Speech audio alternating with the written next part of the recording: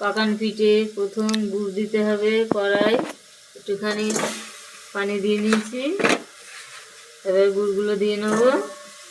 এগুলো হচ্ছে পাটালি পাটালিগুলো দিয়ে নিলাম, খেজুরি গুড়ের। তারপর নাড়াচাড়া করব, নাড়াচাড়া করে এটা যখন ঘন হয়ে আসবে তখন দেবো, লাগাবো।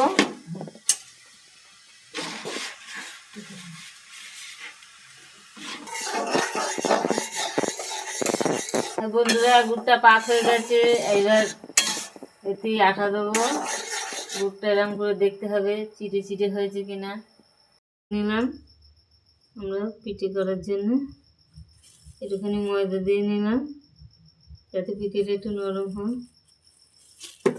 একটু আটা দিয়ে নিলাম আলু চালের।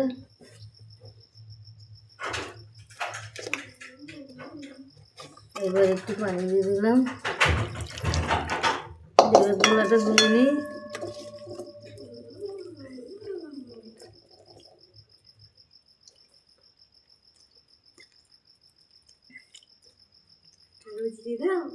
পানিটা ঠান্ডায় দিতে হবে। আমাদের গুলা রেডি। এবার তেল গরম করে ছাড়বো।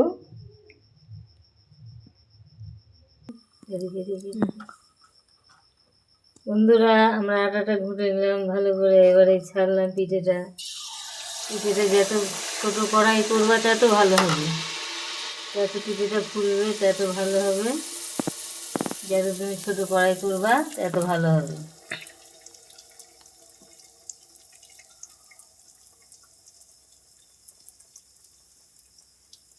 পিঠেটা এরকম সব ফুলবে।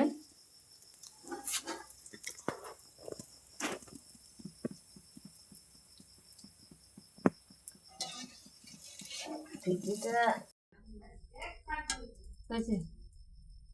লুচির মতো ফুলে গেছে। দেখো এরকম পিঠেগুলো যত ছোটো কড়াই করবা ততই ভালো হবে। এ দেখো সব পিঠেগুলো কত সুন্দর হয়েছে মুড়ের মুড়ের। এটা আমরা পাকান বলি, তোমরা কি বলো এটাকে জানাও কমেন্ট করে, লাইক করে।